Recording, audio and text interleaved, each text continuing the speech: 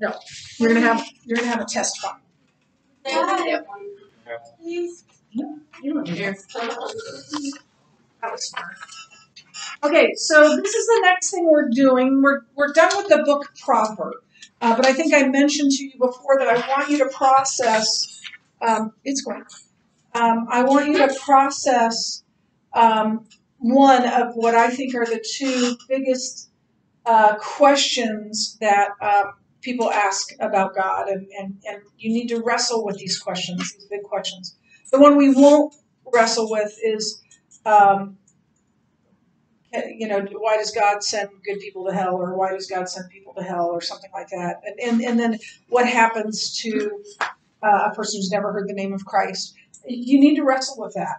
But this is the one that we will wrestle with during this time, during these next couple of weeks. So here's the background. A friend from church has come to you. He is struggling with his faith. The struggle centers on this question: how can a good God allow bad things to happen to good people? This is a common issue for many people, even believers. It can keep a person from coming to faith or stagnate any growth in his or her faith. So here are your instructions, and you see that asterisk. This isn't a letter. You're not writing a dear, Stephen letter. You're writing out what you would say to your friend about that issue of evil and suffering. Like if you were standing face to face with that person, what would you say? So, for your essay, you are going to gently help your friend process his struggle. What would you say to help him resolve the issue? Your essay should include reasons why God would allow suffering, evil, and how suffering and or evil are evidence for God. In your answer, use what you have learned from the text. I don't have enough faith to be an atheist. Chapter 2 of Timothy Keller's The Reason for God, and then Dr. Jim Ekman's sermon that we will watch in class. And you will have some time in class to work on this essay. So here are the requirements for the essay. Your essay must have the following: 3 points, answers, or ideas addressing your friend's struggle. Include material information from each of the 3 sources used in class. And include an introduction and a conclusion, and be at least 5 paragraphs long. So you have an introductory paragraph, you have something from one of the books, something else from another one of the books, and something from the video. It doesn't have to go in that order, and then a concluding paragraph. And again, those 3 things are this book, that book, and a video. Actually, it's a sermon we'll listen to. There isn't a video version. So your essay must include 3 points, answers, ideas addressing your friend's struggle. Include material from all 3 sources. Include an introduction and conclusion. Be free of spelling and grammatical errors. Be typed and double spaced. I put that in bold because some people keep forgetting that.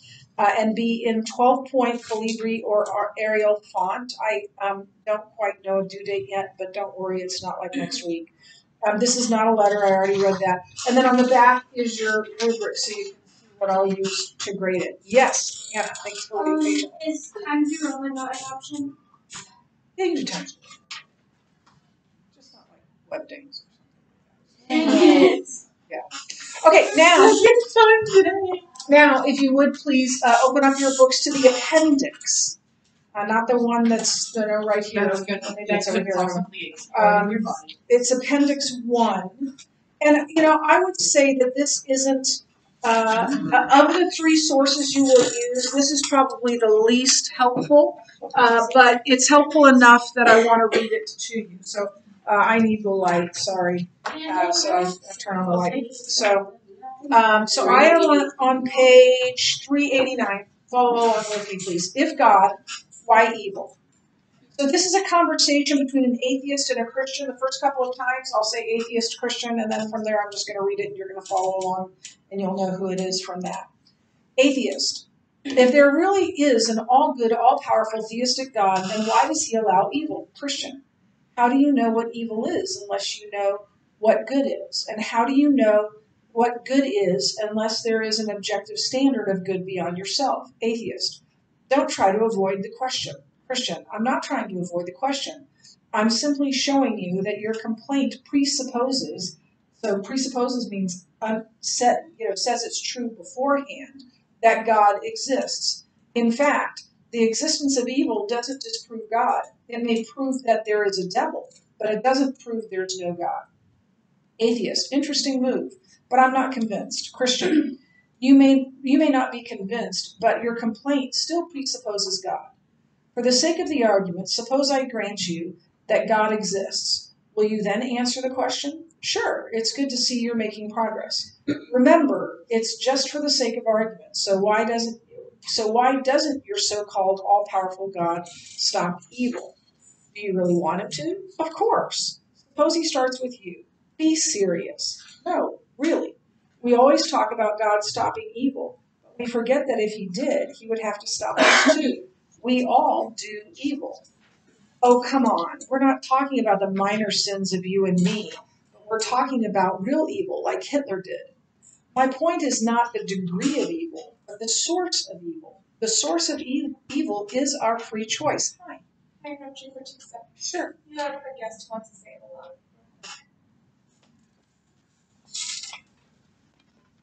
Hang on.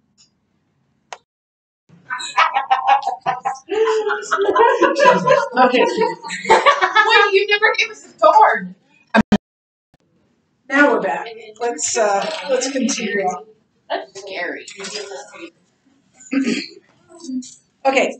I'm going to start at the top of 390. Oh, come on. We're not talking about the minor sins of you and me, but we're talking about real evil, like what Hitler did. My point is not the degree of evil, but the source of evil. The source of evil is our free choice. If God were to do away with evil, then he would have to do away with free choice. And if he did away with our free choice, we would no longer have the ability to love or do good. This would no longer be a moral world. But not all evil is due to free choice. Why do babies die? Why do natural disasters occur? The Bible traces it all back to the fall of man. No one is really innocent because we all sinned in Adam and as a consequence deserve death. Natural disasters and premature deaths are the direct result of the curse on creation because of the fall of humankind. This fallen world will not be righted until Christ returns. So no one is guaranteed a trouble-free life or a full life of 70 years. Oh, isn't that convenient? Dust off the Bible and tell us that God will make it right in the end. I'm not interested in the future. I want pain and suffering to end now. Why won't God end it? He will end it, but just not on your timetable. Just because God hasn't ended evil yet doesn't mean that he never will end it. But why doesn't Christ return right now and end all this pain? The sum of human pain is enormous. First, no one is experiencing the sum of human pain. If it's 80 degrees in Manhattan and 85 degrees in Brooklyn and 80 degrees in Queens, does that mean that any New Yorker experiences a heat of 245 degrees? No, that's right. Each person experiences his own pain. But that still doesn't tell me why God doesn't end it all now. Why is he waiting? If God wanted to end evil now, he could.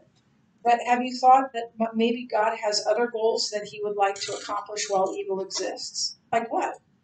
For starters, he would like to have more people choose heaven before he closes the curtain on this world. Paul seems to indicate that Jesus will come back after the full number of people become believers. Well, while God is waiting for the full number of people to be saved, other people are hurting. Yes, they are. And that means Christians have a job to do. We have the privilege of helping those who are hurting. We are ambassadors for Christ here on earth. That's nice, but if I were suffering, I'd rather have God help me than you. If God prevented pain every time we got into trouble, then we would become the most reckless, self-centered creatures in the universe, and we would never learn from suffering. Learn from suffering? What are you talking about? You've just hit on another reason why God doesn't end evil right now. Can you name me one enduring lesson that you ever learned from pleasure? Give me a minute. I could give you an hour. I doubt that you would come up with one. If you think about it, you'll find that virtually every valuable lesson that you've learned resulted from hardship in your life. In most cases, bad fortune teaches while good fortune deceives. In fact, you not only learn lessons from suffering, but it's practically the only way you can develop virtues. What do you mean? You can't develop courage unless there's danger. You can't develop perseverance unless you have obstacles in your way. You won't learn to be a servant unless there's someone to serve. And compassion would never be summoned if there were never anyone in pain or in need. It's the old adage, no pain, no gain. But I wouldn't need all those virtues if God would just quarantine evil right now. But since God has reasons for not quarantining evil right now, you need to develop virtues for this life and the life hereafter. This earth is an uncomfortable home, but it's a great gymnasium for the hereafter. You Christians always punt to the hereafter. You're so heavenly minded that you're no earthly good. We may be heavenly minded, but we know that what we do on earth matters in eternity. Virtues that a believer develops through suffering will enhance his capacity to enjoy eternity. Paul says that our light and momentary troubles are achieving for us an eternal glory that far outweighs them all. How is hardship here going to help me feel better in a place where there's not going to be any pain anyway? You like football, don't you? I've watched a few games. How does every player on the Super Bowl winning team feel after the game? Great, of course. Does the captain of the winning team, who also won the MVP trophy, enjoy the victory more than the third-string quarterback who didn't play down all year? I suppose so. Of course he does. While the third-string quarterback is happy to be on the winning team, the victory is much sweeter for the captain who won the MVP trophy because he contributed to the win and persevered through the entire year to get there. By persisting through all the hardships and pains of playing, he actually enhanced his capacity to enjoy the victory, and it's made even sweeter by the MVP trophy. What does football have to do with heaven? Heaven will be like the winning locker room, but without the smell. We'll all be happy to be there, but some will have a greater ability to enjoy it and have more rewards than others. After all, God's justice demands that there will be degrees of rewards in heaven, just like there will be degrees of punishment in hell. Atheist. So you're saying life is like a Super Bowl? To a certain extent, yes. Like a Super Bowl, life has rules, a referee, and rewards. But in life, there are no spectators. Everyone is in the game. And we already know who will win. Christ will win, and anyone, regardless of ability, can be a winner simply by joining the team. While everyone on the team will enjoy the victory parade, some will appreciate it even more because of the hardships they experienced during the game and the rewards they received for playing it well. In other words, the feeling of victory is greater. The feeling of victory is greater the more intense the battle is.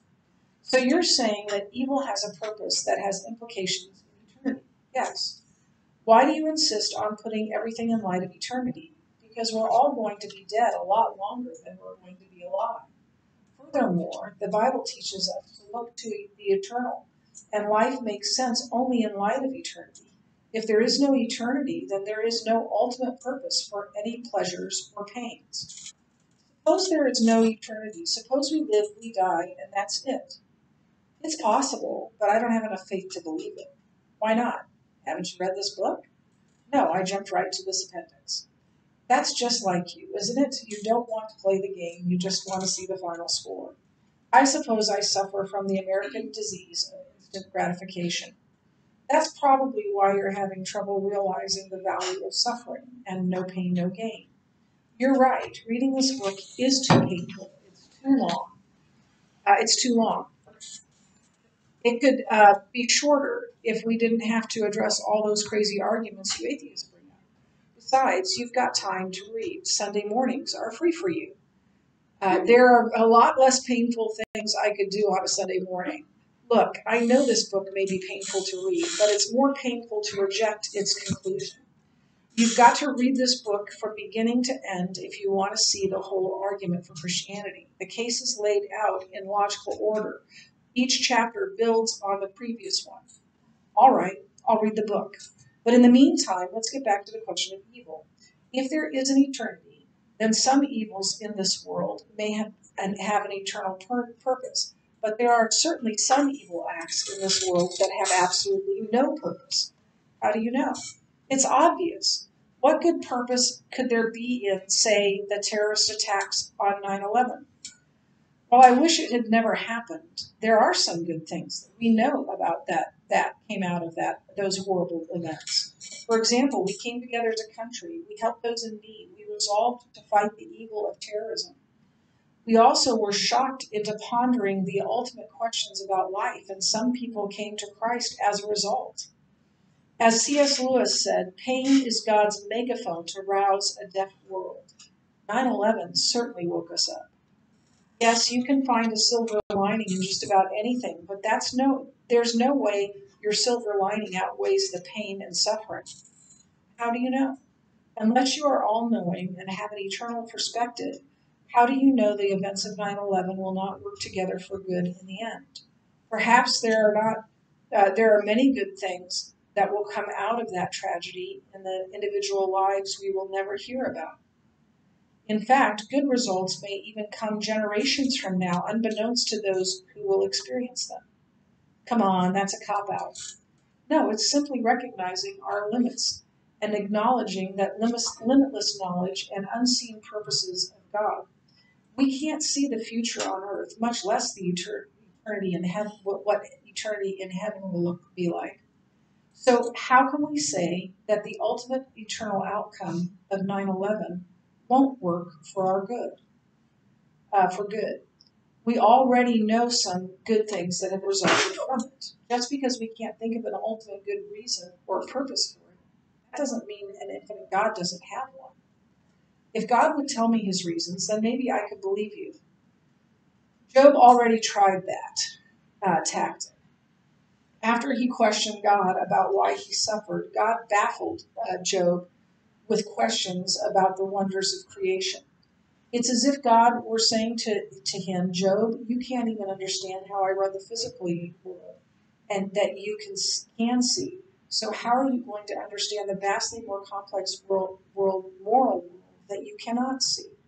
A world where the results of billions of free choices made by human beings every day interact with one another. Indeed, it would be impossible for us to comprehend such complexity. By the way, have you ever even seen the movie It's a Wonderful Life? Do you mean the one with Jimmy Stewart that's shown every Christmas? I mean winter solstice. Excuse me.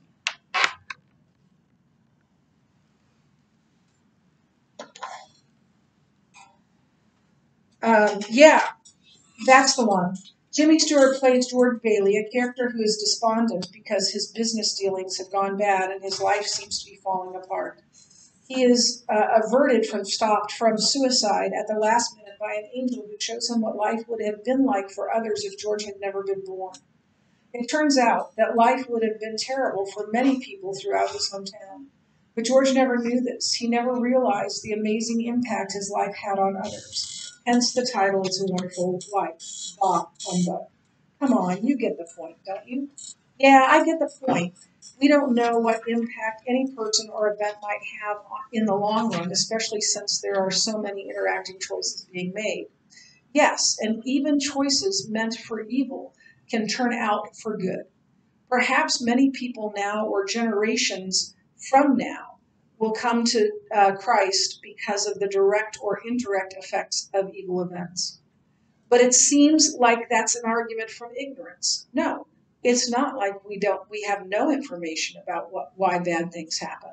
We know that we live in a fallen world and we know that good things can come from bad.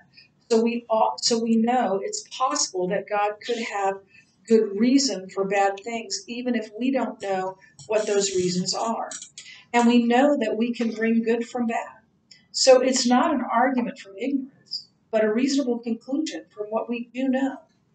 And while we don't know the reason for every specific bad thing that happens, we know why we don't know. We don't know because of of our human limitations.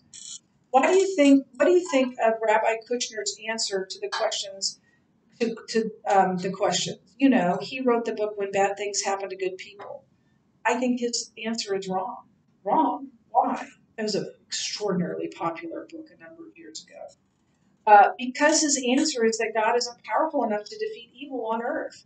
So we need to forgive God for allowing evil. What's wrong with that? Because there's strong evidence that God is infinitely powerful. 56 times in the Bible, God is referred to as Almighty, and in several other ways, he is described as all-powerful. We also know from scientific evidence that he created this universe out of nothing. Take a look at chapter 3 of this book. So Rabbi Kushner's finite God doesn't square with the facts. If God is infinitely powerful, as you say, then why does he allow bad things to happen to good people? We've already pointed out that there are good outcomes for pain and suffering, but we also need to point out that the question makes an assumption that isn't true. What's that? There are no good people. Oh, come on. No, really. Some people are better than others, but no one is really good. We all have a natural bent towards selfishness, and we all commit sins routinely. I do more good things than bad. By whose standard? By society's standard. I'm a law-abiding citizen. I'm not a murderer or a thief. That's the problem. We consider ourselves good people only by the standards of bad people. We judge ourselves against others rather than against an absolute standard of good. By the way, have you ever stolen anything? Well, yes. Have you ever lied about anything? No, you're lying. I can't fool you. So you're a lying thief then. That doesn't mean I'm all bad. No, but it means that you're not all good either. Think about it. It's much easier to be bad than good. It's more natural to you to be selfish rather than generous. We all have that depraved human nature. As Augustine said, we're all born with a propensity, a tendency to sin, and a necessity to die. That propensity is inborn. That's why young children naturally grab things and yell, "Mine." It's also why James Madison said, if men were angels, no government would be necessary. So Kushner makes incorrect assumptions about the nature of man and the nature of God. Exactly. The question is not, why do bad things happen to good people, but why do good things happen to bad people? Atheist. If God really is all powerful, as you say, I still don't understand why he didn't stop 9/11. If you knew it was going to happen and had the power to stop it, would you have stopped it? Yes. So you're better than God? No. By stopping 9/11, I would have been preventing evil. But God, who has an unlimited eternal perspective, allows evil choices knowing that he can redeem them in the end. We can't redeem such choices, so we try to stop every one. Yes, but by your own Christian doctrine, God doesn't redeem all evil choices in the end. After all, some people go to hell. Yes, but that's because God can bring eternal good only to those who will accept it. Some people ignore the facts or simply choose to play the game in a way that brings them defeat.